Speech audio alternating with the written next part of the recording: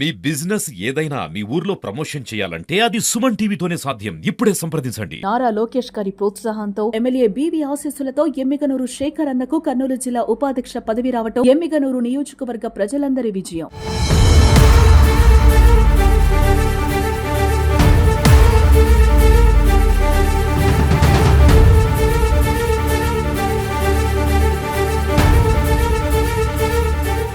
Welcome to Suman TV. నేను కిరణ్.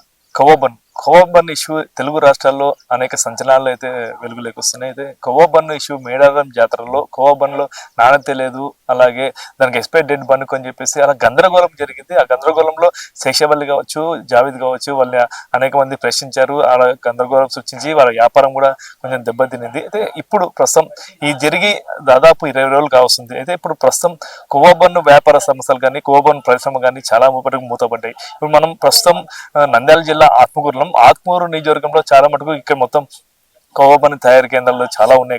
ఇక్కడ ఎప్పుడైతే ఆ ఇష్యూ జరిగిందో మేడారం జాతరలో అప్పటి నుండి ఇక్కడ మొత్తం పరిశ్రమలు మొత్తం కూడా ఇక్కడ మూతపడ్డాయి. అంటే ఎలాంటి వ్యాపారాలు లేదు, ఎక్కడ కూడా వ్యాపారాలు అయితే కొనసాగించట్లేదు. ప్రస్తుతం మనం ఇక్కడ ఏదైతే ఆత్మకూరులో ఒక బట్టి దగ్గరకు వచ్చాము. ఇక్కడ బట్టి అంటే మొత్తం కొవ్వ తయారుతో పాటు ఇటు ఏదైతే పశువుల్లో పాలు తీసి పాలతో కూడా కొవ్వ తయారు చేస్తారు. మొత్తం ఇక్కడ ఉంటే చాలా మటుకు కూడా వ్యాపారులు వీళ్ళతో సరుకు తీసుకుపోయి అమ్మకాలు అయితే జరుగుతాయి. ఇప్పుడు చూస్తున్నాం మొత్తం ఇలాంటివి ఏదైతే ఉందో మనం చూస్తున్నాము. ఈ వెహికల్స్ లోనే కొవ్వబన్ను తీసుకువెళ్ళి వాళ్ళు మొత్తం కూడా విక్రయిస్తారు. అనేక ఎక్కడంటే అక్కడ, అంటే ఎక్కడైతే జాతరలు కావచ్చు, ఎక్కడన్నా పెద్ద రద్దీ ప్రాంతంలో వీళ్ళు తక్కువ ధరకే కొవ్వబన్ను అయితే అమ్మకాలు జరుగుతాయి. మొత్తం ఇక్కడ అన్ని కూడా ఈ ఆత్మకూరే కాదు, వెలుగోడు కూడా అందరూ కూడా ఇక్కడ గోవ వ్యాపారం అయితే ఆగిపోయింది. ప్రస్తుతం నిన్న ఏదైతే 20 రోజుల నుండి ఈ వ్యాపారం లేక ఆత్మకూరుకి చెందిన భాష అనే వ్యక్తి గత 40 సంవత్సరాల నుండి ఈ కొవ్వ తయారీ చేస్తూ ఉండేవారు. అలాగే కొవ్వ తయారీతో పాటు కొవ్వబన్ను పరిశ్రమ కూడా పెట్టాడు.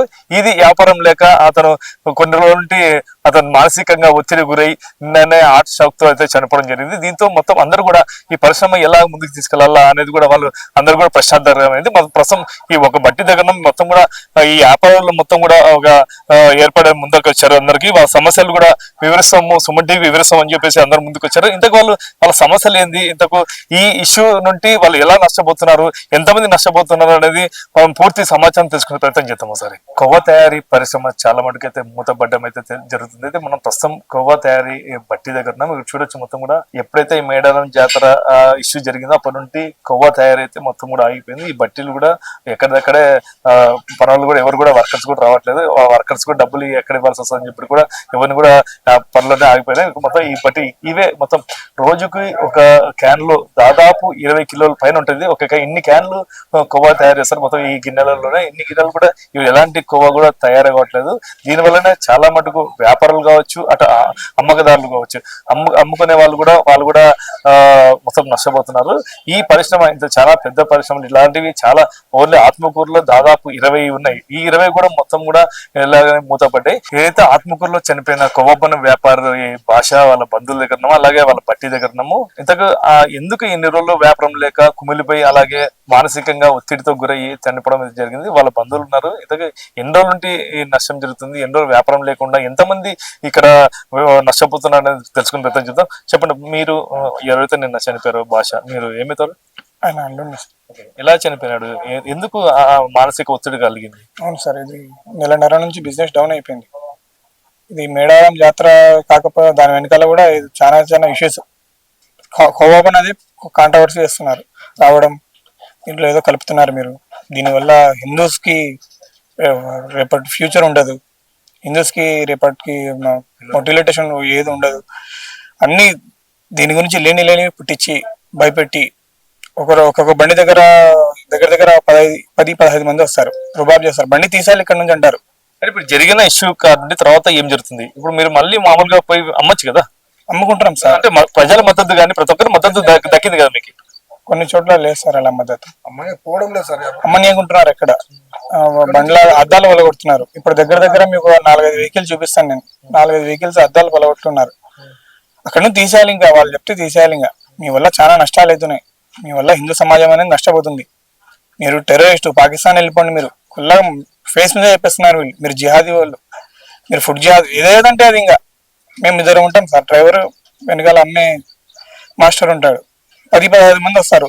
వాళ్ళు చెప్పేది ఇంకా అర్థం కాదు. ఇంకా వాళ్ళు తీసేయాలి. ఇంకా తీసేయకపోతే మనం ఏదైనా వాళ్ళకి ఏదైనా మాట మాట్లాడితే ఇంకా వాళ్ళు రుబాబ్ చేసి అద్దాల వల్ల కొట్టడం చాలా ఇబ్బంది పడతారు. ఇప్పుడు చనిపోయిన భాష ఎప్పటి నుండి ఈ వ్యాపారం చేసేవాళ్ళు, ఇంకా ఎందుకు ఈ చనిపోవడం కారణం ఏంటి? ఆయన చనిపోవడం కావడం బిజినెస్ డౌన్ అవ్వడం సార్. ఆయనకు దగ్గర దగ్గర హోమ్ లోన్ ఉంది, ఈ బట్టి మీద లోన్ ఉంది. ఇంకా అప్పుడప్పుడు బిజినెస్ డౌన్ అవ్వడం అప్పుడు ఇది ఒకటే వే ఉండదు, బిజినెస్ ఒకటే వే ఉండదు, ఒక సీజన్ వైజ్ ఉంటుంది. ఇది ఒక మామూలుగా సమ్మర్ సీజన్ పూర్తిగా డౌన్ ఉంటుంది, రెయిన్ సీజన్ ఒక మాదిరి ఉంటుంది, ఇంకా చలికాలం ఒక రకంగా ఉంటుంది. ఇది మనం ఒకే విధంగా ఉండదు. దానివల్ల లాభాలు నష్టాలు దీంట్లో మనకి ఏదైనా నష్టం వచ్చే పక్క నుంచి తేవడము, ఏదైనా చిట్టీలు నష్టాలను ఎత్తడము, ఇంకా అమౌంట్ ఏదైనా అవసరం ఉన్నప్పుడు ఏదైనా దాని మీద లోన్ తీసుకోవడము, వెహికల్స్ ఎక్కడైనా ఆగిపోతే దానికి ఏదైనా డబ్బులు కట్టాలంటే ఇంకా దాని మీద లోన్లు తీసుకోవడము, అలా అలా మనకి ఎట్లా అయిందంటే 35 lakhs ఈయనకి దగ్గర దగ్గర అమౌంట్ కట్టేది ఉంది. అలా నెల నుంచి అన్ని బండ్లు వచ్చేసినాయి.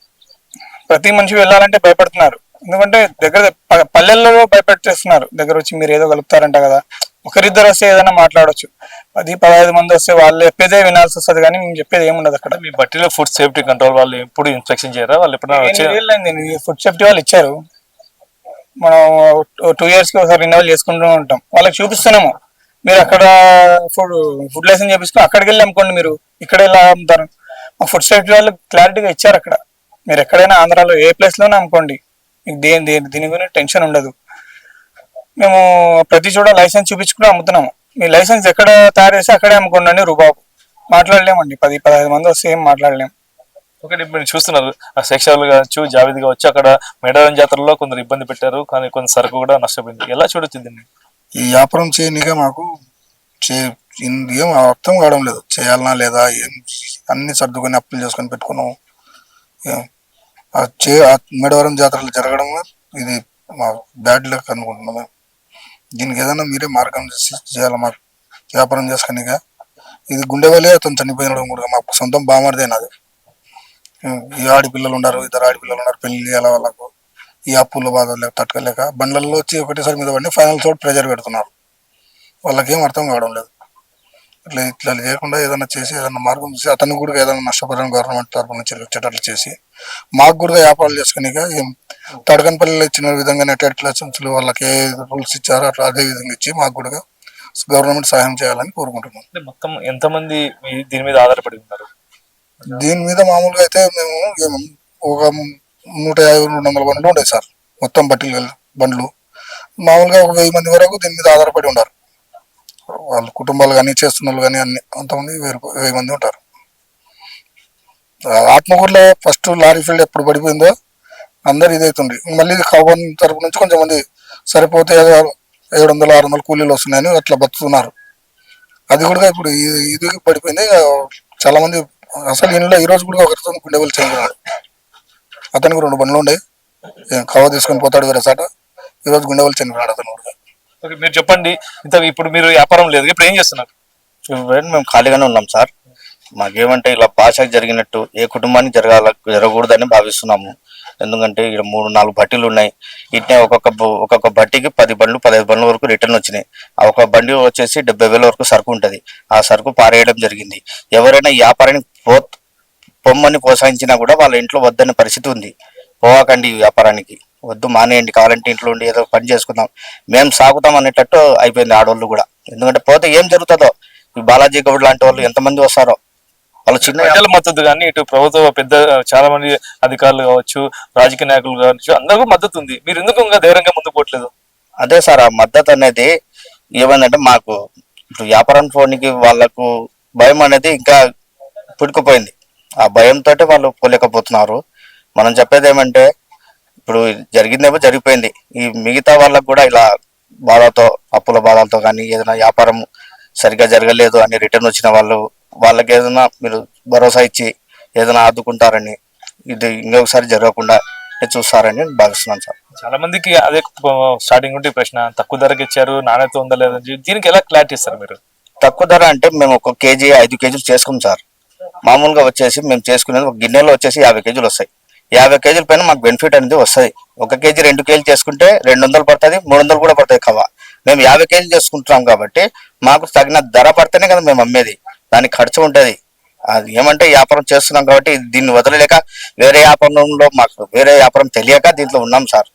మాకు సత్యంత వరకు ఇదే వ్యాపారం, ఈ వ్యాపారం నిలిచితే ఏం చేయలేము మేము. మాకున్న ఈ జావేద్ కావచ్చు, షేక్ సవాలి కావచ్చు, వాళ్ళకి సరుకు ఎవరు అందజేస్తారు? వాళ్ళు వ్యాపారస్తులా లేదంటే వాళ్ళు అమ్మకం చేసే రీటైల్ వ్యాపారం? వాళ్ళు రిటర్న్ వ్యాపారం చేసే వ్యక్తులు. తను మొన్న మేడం జాతరకు కూడా నా బండి తీసుకుపోయింది బాడిగకు. కబాబ్ వచ్చేసి వాళ్ళే తయారు చేసుకున్నారు.